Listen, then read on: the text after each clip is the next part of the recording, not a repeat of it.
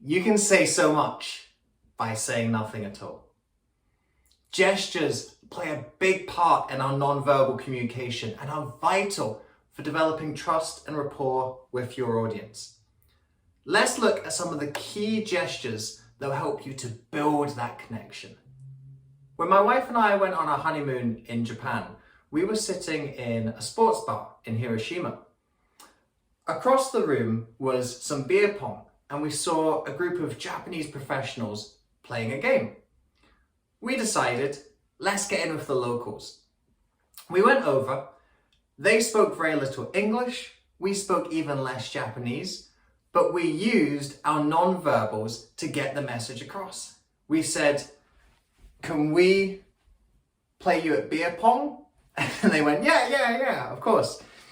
And then one of them, who spoke the best English, was introducing everyone. So he said, this is Hiro, this is Yoshi. And so I said, Yoshi, like Mario Kart. And they were like, yeah, Mario Kart. And they said, where are you from? And we said, we're from Scotland. And we started playing some imaginary bagpipes. And they're like, oh, Scotland. And what that interaction showed was how much we could communicate, even though we didn't have many words in which to communicate. By the way, we lost at the beer pong, so we really let Scotland down, a nation of drinkers.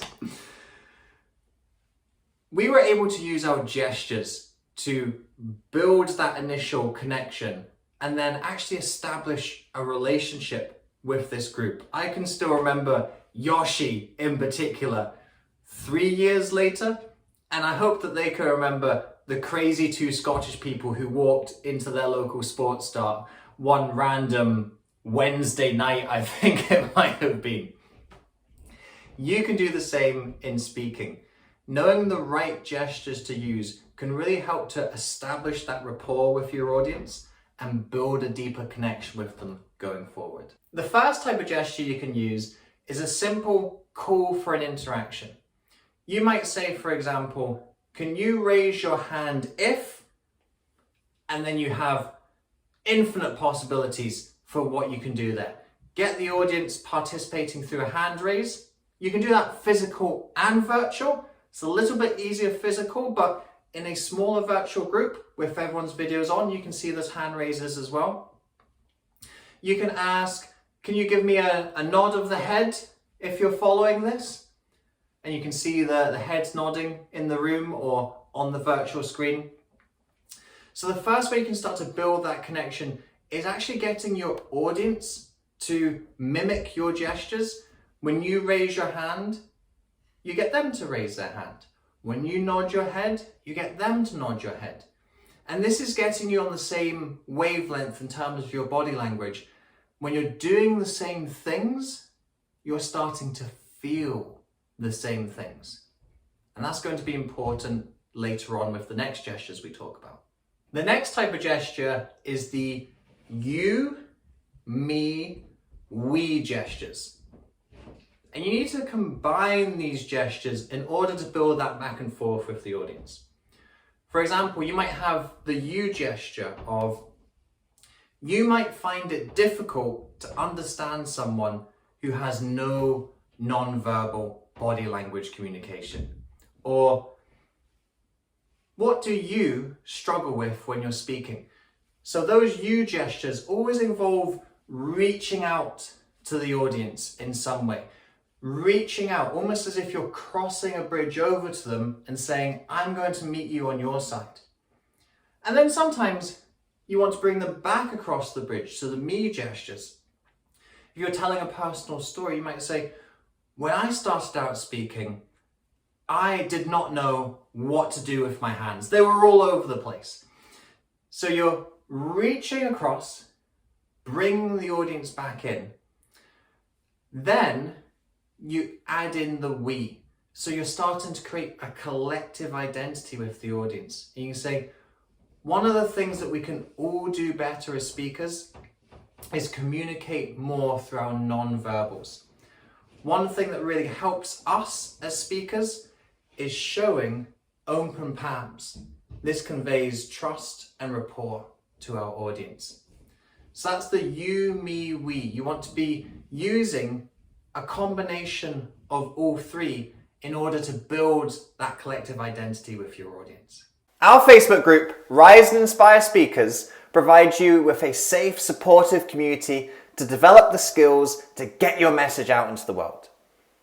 We host a virtual summit, Inspire Week, within the group every month where you can sign up for a 30-minute slot to speak live in the group. This is a free opportunity you can sign up for month after month to practice your skills, try new things, and refine aspects of your story and message. There is a ton of educational content that gets pumped into this group. You can access ongoing educational resources that help you gain more confidence on camera, create more compelling speech content, and develop a deeper connection with your ideal audiences. Speaking of connection, the members of our community are fantastic. They are like-minded people who, just like you, want to make a difference in the world and will cheer you on and encourage you every step of the way. If you want to master your virtual speaking skills, then this is the place to be. The third and final gesture we can use is the heart gesture. Metaphorically, we associate so many emotions with the heart. And when you make a gesture that physically puts your hands on your heart, it's like this primer for your audience that you're going into somewhere emotional. And this can work in a variety of different ways. You can be talking about, I'm just so passionate and enthusiastic about this cause. So you can have more of an uplifting emotion.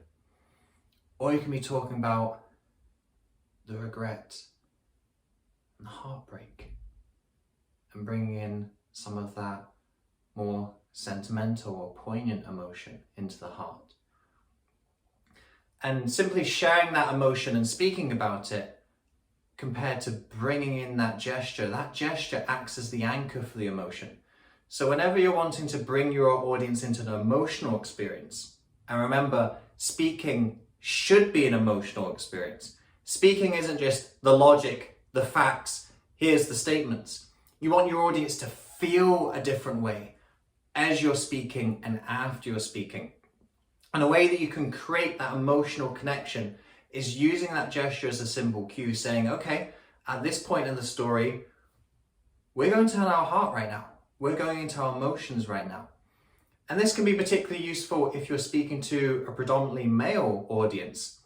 Us men, we're great at planning and strategizing, but we're a little bit blocked in here at times. And so sometimes we need an extra aid into stepping into our emotions. It's not that we can't do it, we just need to work a little bit harder to get in there. So if you are speaking to a predominantly male audience, that little gesture can just act as an extra little cue to help them dig in and feel the emotion as you're saying it, rather than just, okay, this is the sad part of the story, right? Yeah, copy, check. We don't want a rational reaction to your stories and your speeches. We want that emotional reaction.